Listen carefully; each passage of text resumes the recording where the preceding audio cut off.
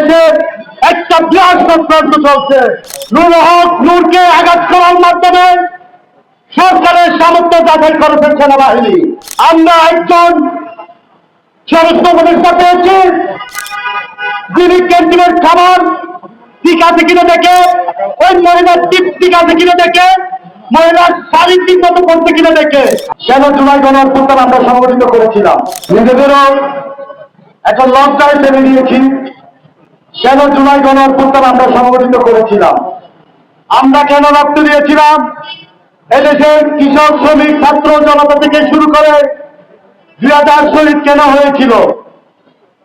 যার ঘোষণার মাধ্যমে এদেশের হাজার হাজার মানুষ হাসিনা এবং ফ্যাসিস্টের বিরুদ্ধে রাস্তায় নেমেছিল। তাকে যখন বেধড়ক মারা হয়, তার যখন যারা অপরাধী তাদের বিরুদ্ধে যখন দৃশ্যমান কোন পদক্ষেপ নেওয়া না হয়, তাহলে এটা জুলাই গণঅভ্যুত্থানের পক্ষের সকলের জন্য আঘাত। জুলাই গণঅভ্যুত্থানের সবচেয়ে প্রভাবশালী এবং জুলাই গণঅভ্যুত্থানের ঘোষক ছিল নুরুল হক নূর। নুরুল হক নূরকে আঘাত করার মাধ্যমে সরকারের সামর্থ্য যাচাই করেছে সেনাবাহিনী।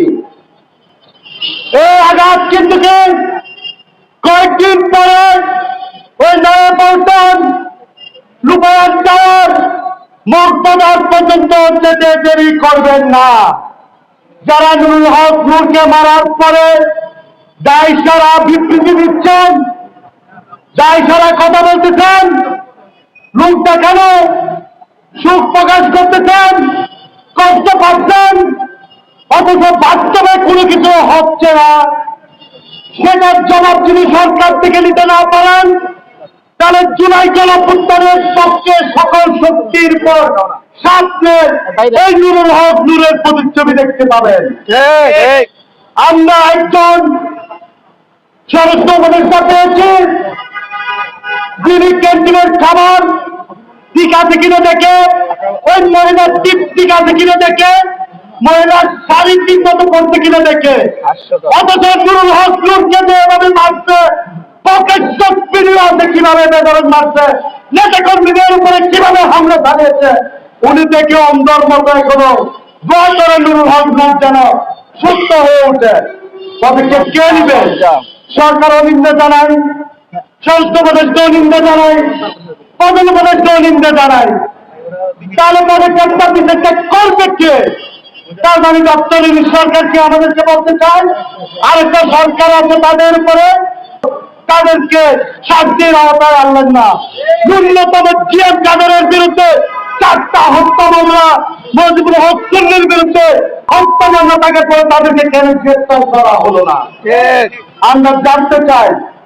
আজকে নুরুল হক নূর 34 তারিখ ধরে কেস করেছে, এভাবে হত্যা আরো হবে। অথচ ক্যান্টনমেন্ট অনেক দূরে পৌঁছালে যে নুরুল হক নূরকে পিটাতে পারে। চট্টগ্রাম বিশ্ববিদ্যালয়ের শিক্ষার্থীদের উপর যখন হামলা করে, বাগেরহাট ক্যান্টনমেন্ট লাগে ওখানে যেতে 5 মিনিট, ওখানে তো সেনাবাহিনী গিয়ে পদক্ষেপ নেয় নাই। তার মানে হচ্ছে দেশে একটা বিরাট চক্রান্ত চলছে।